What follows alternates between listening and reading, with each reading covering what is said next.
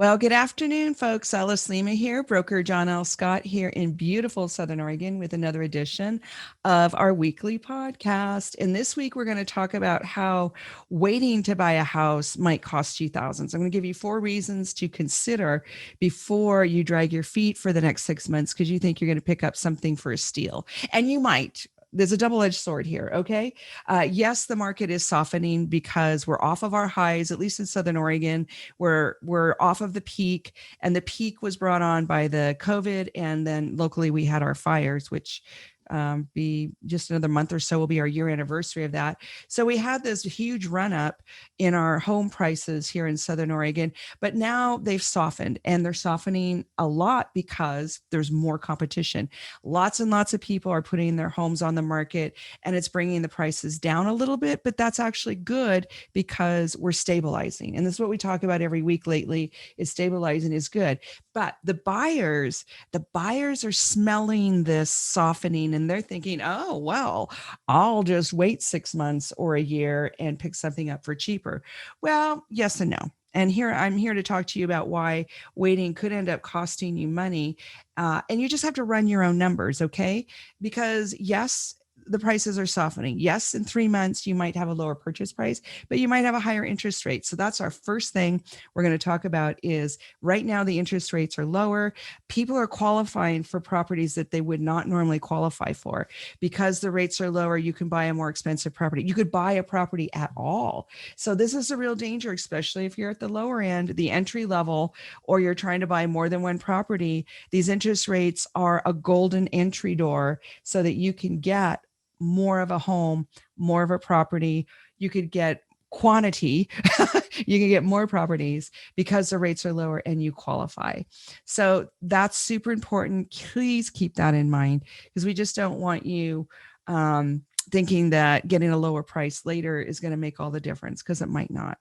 In fact, 1 percentage point can make a difference of $300 to $400, not including taxes and insurance. It depends again on your particular financial situation, what your credit score is, how much down payment and all that. But keep that in mind, because sometimes the difference of $200 to $400 a month means you don't get that property, whether you're a starter home investor or whatever. It just means that could be the cutoff for you, and we don't want that. Okay. The second is that we're expecting some appreciation. We're looking at every year property being worth more, even in a slower market. In Southern Oregon, on a bad year, 3%, well, excluding the crash, because that was a weird event.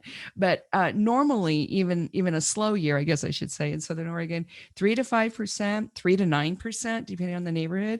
That's pretty common for us here. So you start adding that up year after year. That's like free money. That's just like going into your life. And it's just because you own something or you own several somethings.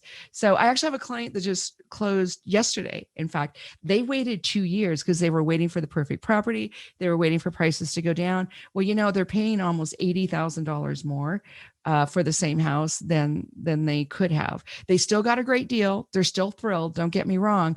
But in talking to them, there's a little bit of, remorse, because they could have had this all locked up. And in our area, we had, $80,000 in that neighborhood in the last couple of years. That could have been their money. So instead, it was the seller's money that they bought from. So prices are going to go up anyway. They're going to go up even in a stabilizing market. And that appreciation is reason to give you pause, because you got to start running the numbers, right? So you have a little bit of appreciation for a couple of years. You have lower interest rate. Start calculating that, because it's something to consider before you drag your feet. Number 3, the payment could be higher. And the payment is a product of not only your personal finances, but it has to do with what you're paying. It has to do with the taxes. It has to do with the interest rate. So dragging your feet, the appreciation, then you add a little higher interest rate, maybe the taxes are higher. Well, you have to pay the taxes anyway. But all of a sudden, your payment is bigger.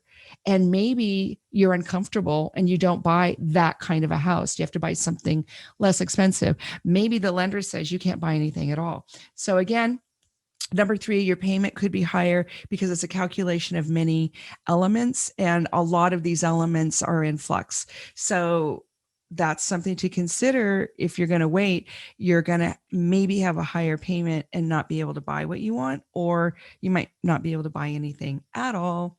And then there's just the complete loss of appreciation. And so if you don't buy anything, there's all that money being left on the table. Like I was talking about those folks a minute ago, we want you to have that. That's part of investing in real estate. Even if it's your personal home, over time, it's going to be worth more. And I'm not saying use it as a piggy bank. I'm not saying to do anything like that, but that is your wealth. That is your wealth building for the future. And that's how a lot of us do it here in Southern Oregon, in America, is we gain equity and financial security and wealth building through our real estate. Okay. So consider what it's going to cost you to not have the appreciation at all for whatever you may buy right now. Okay. So those are the four things: lower interest rates, the prices could be higher, the payment could be higher, and you're potentially losing some amount of appreciation depending on how long you wait. And even just waiting a few months, if you take an annual like 5%, which is pretty modest, an annual 5%, there's a certain amount every month that you're losing for just owning the house. So add that all up and then call me and tell me if you want to buy something now or not, because I bet you do. But there's nothing wrong with waiting if that really fits your needs, or you just can't stand it and you have to just wait and see what winter brings. Right now in Southern Oregon, I'm thinking maybe the commercial properties might be a little more affordable, just because we have some number of businesses that just couldn't make it through the COVID shutdowns. We have commercial landlords, their tenants weren't paying. And so there's a little bit of a domino effect. So we're looking to see if that might be, you might pick up some good deals in the commercial market, but I'm not seeing it in the residential market. Yes, you'll have more choices.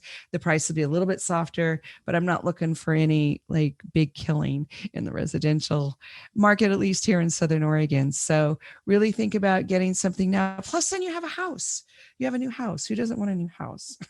So anyway, I'm Alice Lema. I'm a broker here at John L. Scott in Southern Oregon. I want to be your agent. My number is 541-301-7980. We are around all weekend. I can give you a chat. I can give you a text. We can meet in person. Just let me know how I can help. All right. Otherwise, have a beautiful Southern Oregon weekend. And if you're out of town, have a beautiful weekend wherever you are. And please come to Southern Oregon. We'd love to have you. Talk to you later. Bye now.